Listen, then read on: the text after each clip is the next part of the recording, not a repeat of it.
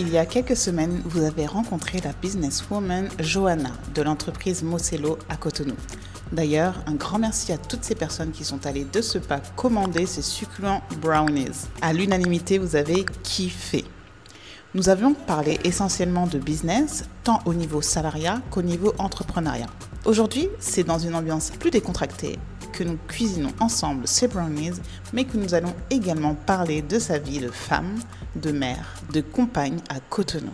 Est-ce que vous êtes prêts? Allez, c'est parti!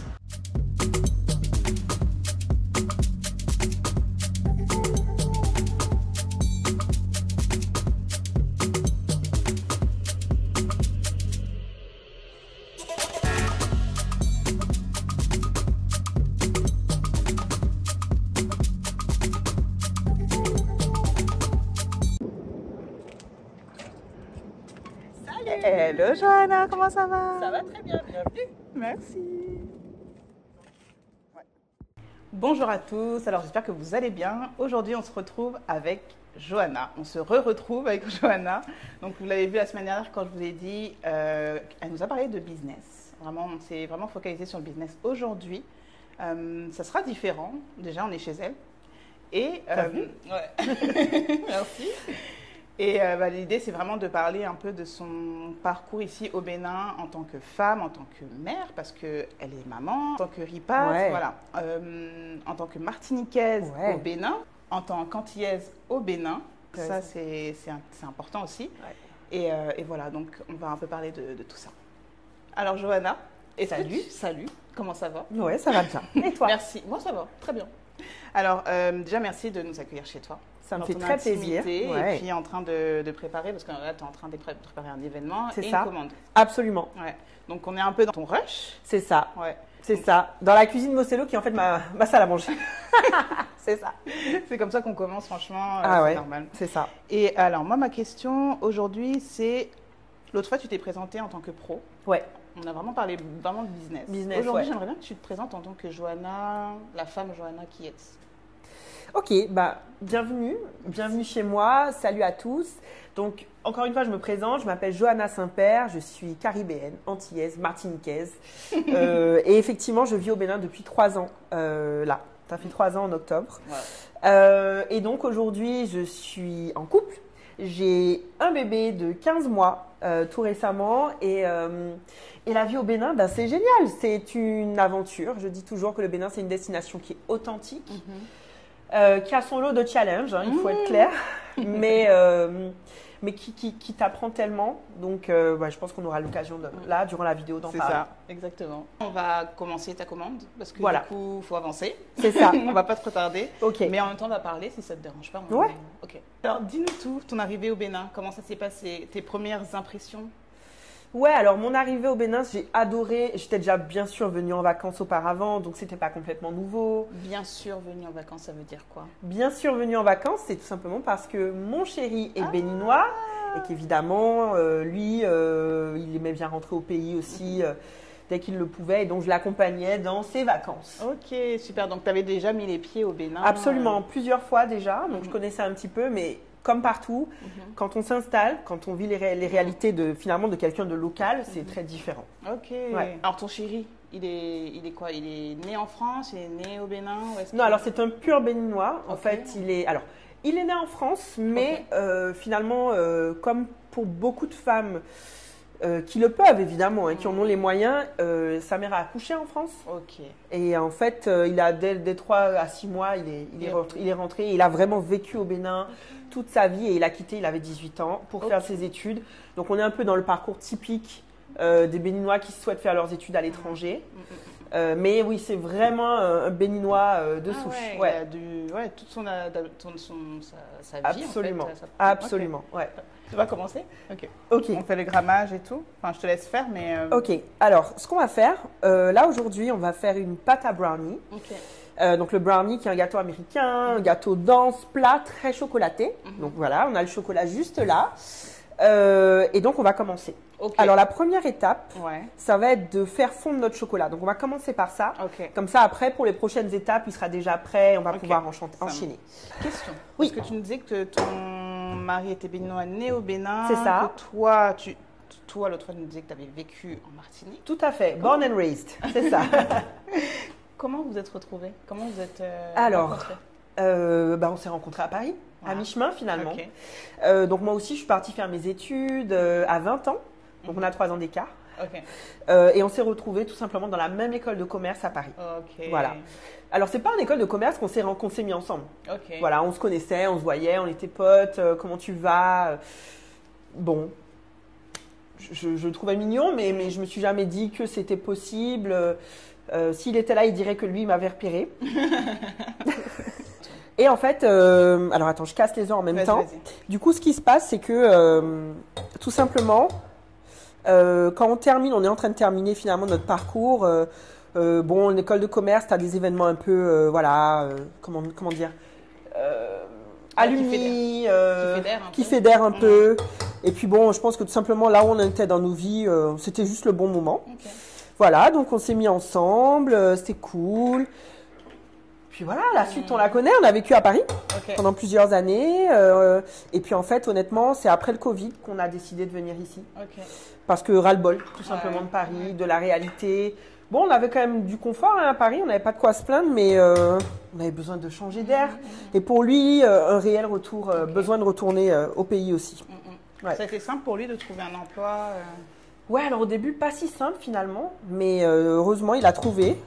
Il a trouvé. Moi aussi, comme je disais dans la première vidéo, j'ai trouvé aussi. Donc ça a pris quelques mois pour lui, mais après, une fois qu'il a trouvé, c'était parti. Le train était en marche. Donc la suite, c'est quoi? Ah ben, la suite, c'est que finalement, tu vas passer de je pose des questions à je pose des questions et je bosse. Voilà. Okay. Donc au boulot. Donc fini l'assistanat. Ouais, fini l'assistanat. Tu prends les choses en main. Moi, je te donne juste les ingrédients, je te donne les petits conseils. Et là, finalement, moi, je me concentre juste sur le fait de répondre aux questions. Ok, ça va. C'est good, on y va. Donc là, on a nos œufs déjà cassés. Ouais. On va rajouter notre sucre. Donc là, le mélange est déjà fait.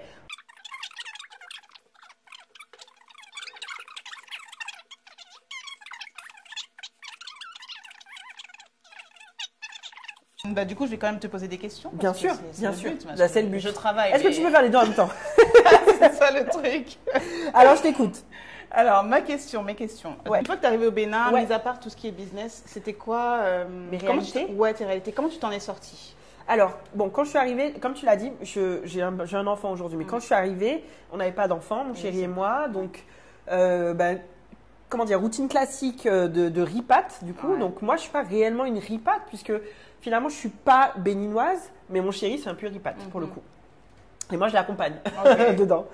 Alors, on cherche une maison qu'on a trouvée, donc c'est la même, on est dans la même maison depuis que nous sommes arrivés. Simplement, c'est jamais simple, hein, la recherche de maison ici au Bénin, mais on a eu de la chance, je dirais ça comme ça. On est tombé sur la bonne personne qui nous a montré les biens qui rentraient dans nos critères, et puis après, ça a été très cool. On a aménagé, on a mis notre touche. Et vraiment, et je tiens à le dire, moi, une des grandes découvertes que j'ai eues ici en arrivant, c'est l'artisanat.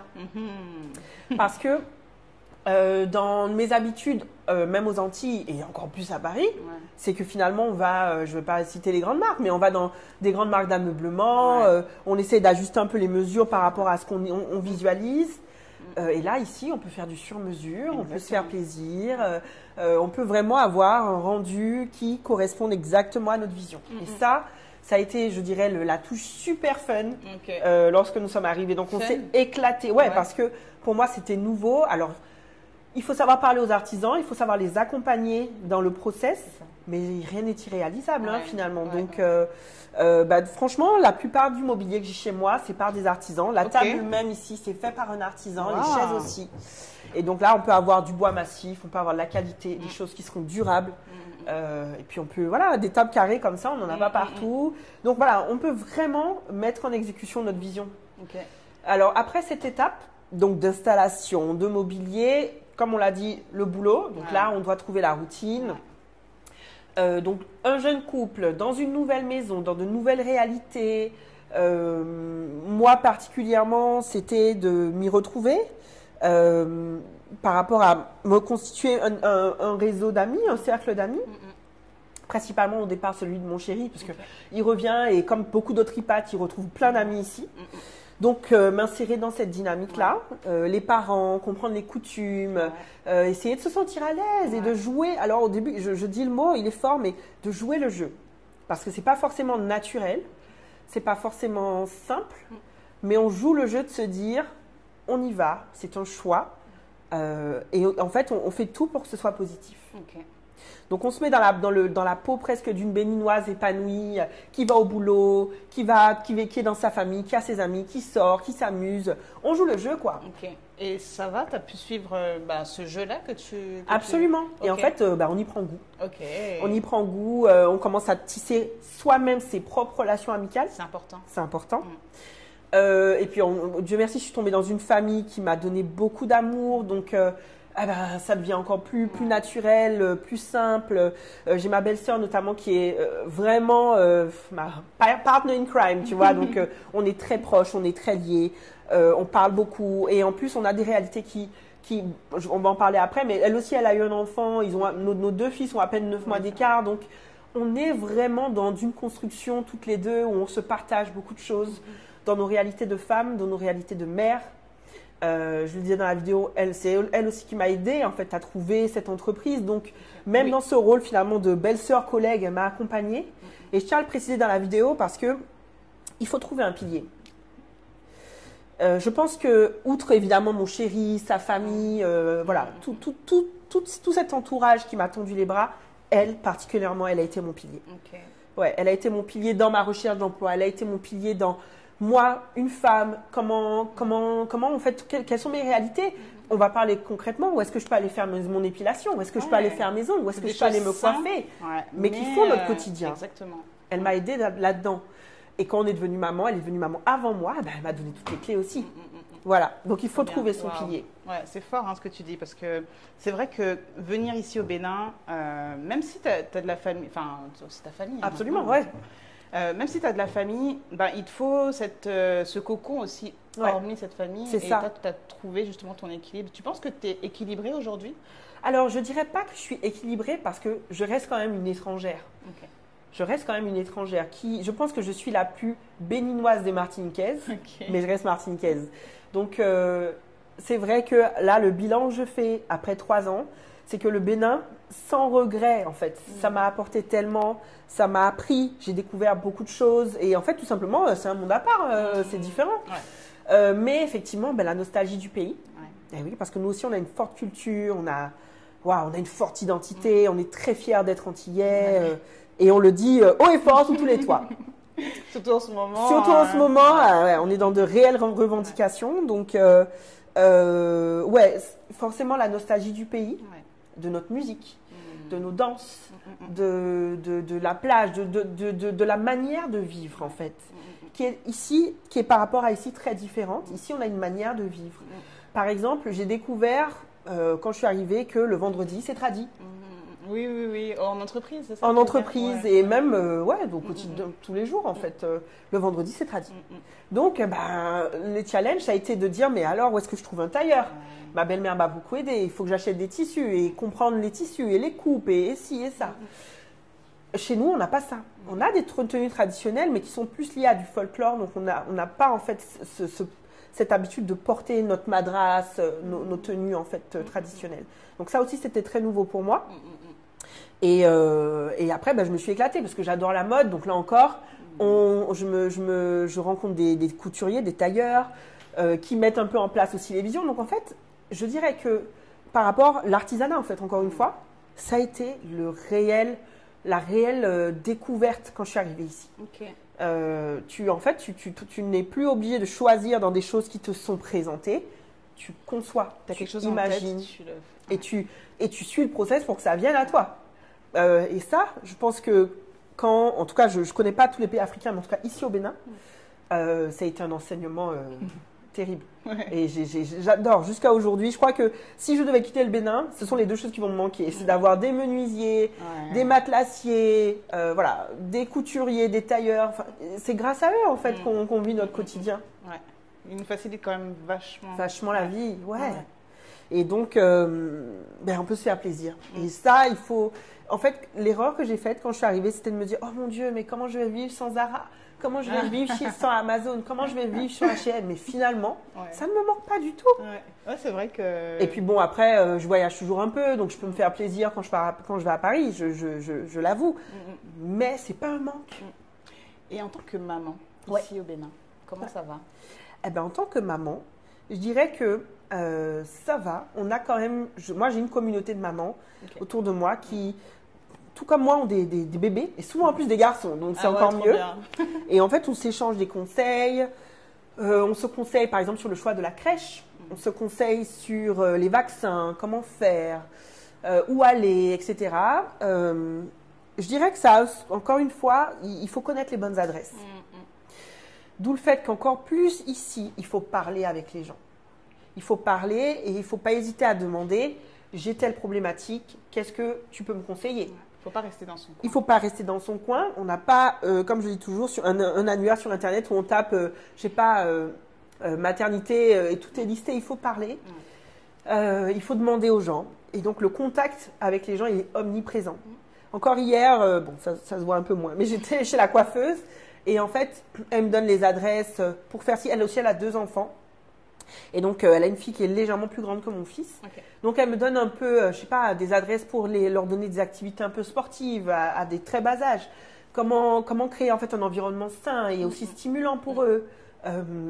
Et grâce à elle, elle m'a vraiment, vraiment donné ça. Donc, tout le temps, tu es dans de la discussion et dans du partage de bons procédés. Et outre ça, maintenant, le rôle de maman, ici, on peut avoir des intérieurs qui sont plus grands. On peut avoir une réelle qualité de vie parce qu'on a des dadas. Il faut le souligner parce qu'elles font un travail phénoménal. Elles nous aident à nous occuper de nos enfants. Alors, par contre, ça, je ne sais pas le faire seule, mais elles nous permettent d'avoir un peu de flexibilité. Elles nous permettent aussi de nous retrouver en tant que jeunes femmes et elles nous permettent aussi à nous, les couples, de pouvoir passer du temps sur notre enfant. Et ça, c'est très important. Quand moi, par exemple, je voyage et que du coup, j'ai plus ma dada, je le sens clairement. Clairement, c'est clair et net. Tu es allée aux Antilles cet été en plus. Je suis allée aux Antilles cet été, donc tu remets la main dedans complètement. Donc voilà, les dadas, c'est tellement important. Quand on a la possibilité de le faire, d'avoir un chauffeur.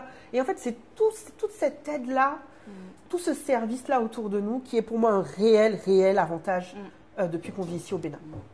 Ça facilite vachement la vie. Ça facilite la vie. Là, actuellement, au même moment où on parle, j'ai mon fils qui sort de la crèche. Ma dada a pris, elle est partie avec le chauffeur, elle est récupérée. Moi, je peux être là avec vous et je suis tranquille. La même réalité en France ou aux Antilles, ce serait impossible.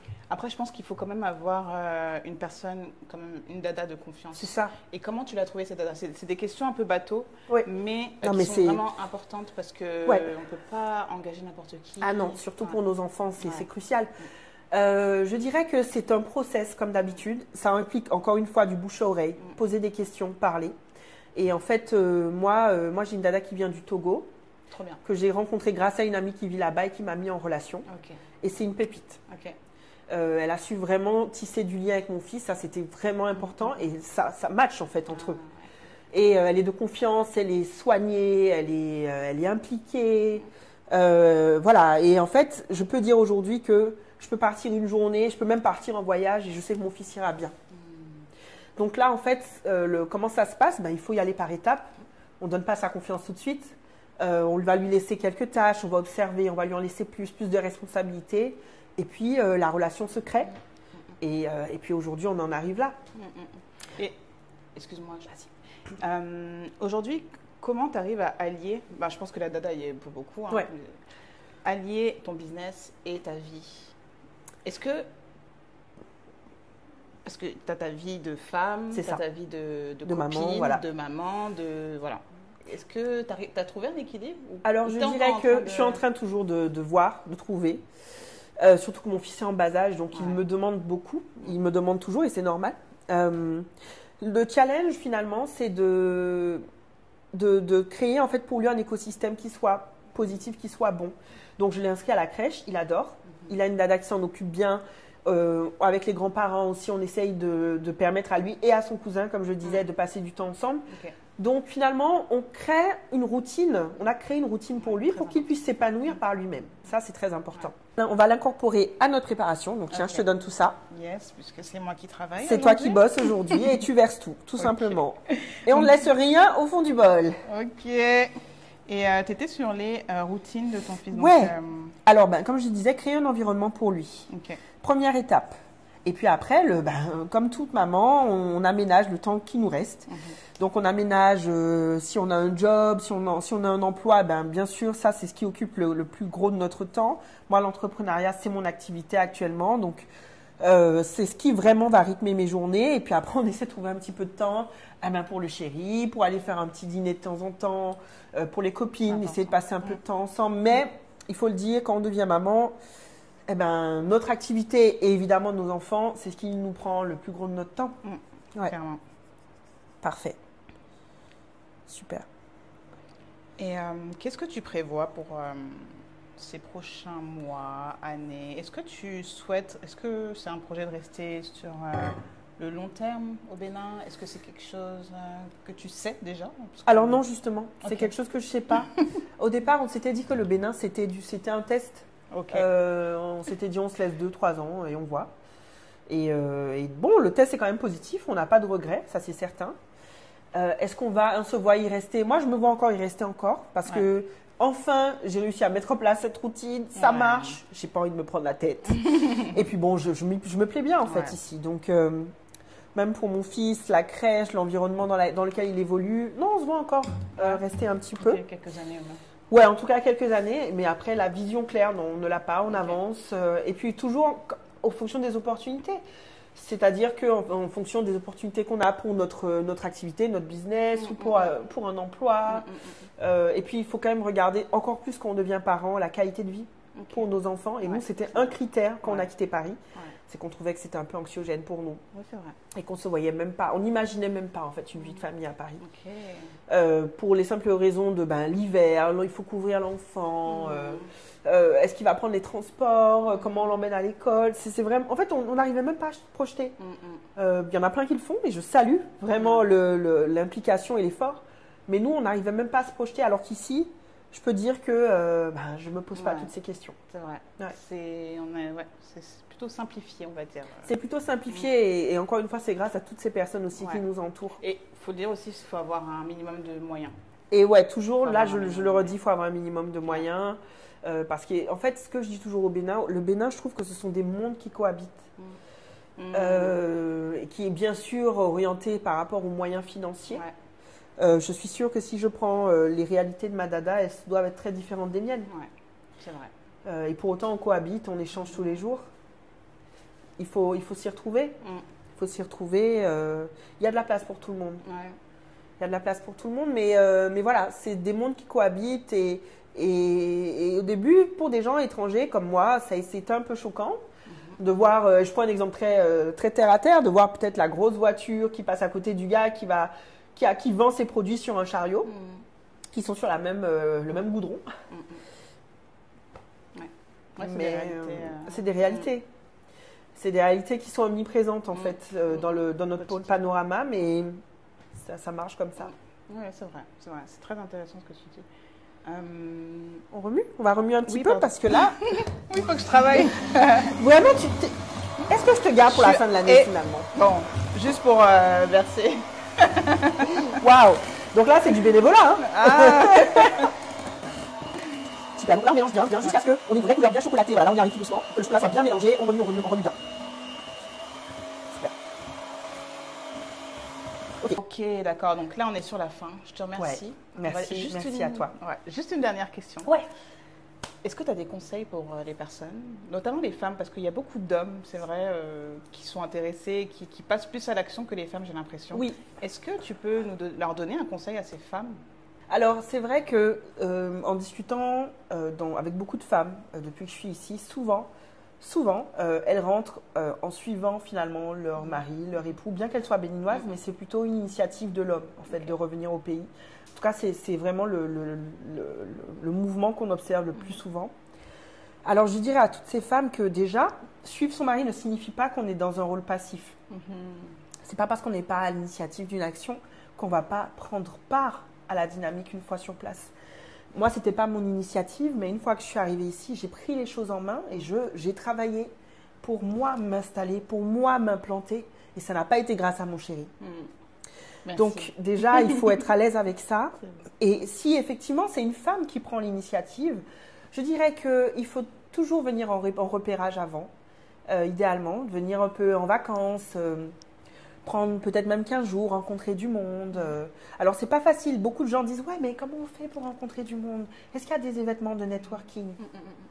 Alors si on est une béninoise, souvent on a déjà sa propre famille, donc il faut demander à sa famille « Ah ben voilà, je suis là, j'ai le projet de rentrer au Bénin. » avec qui je pourrais discuter, s'ils ont des contacts, parler avec ses amis, si on en retrouve certains.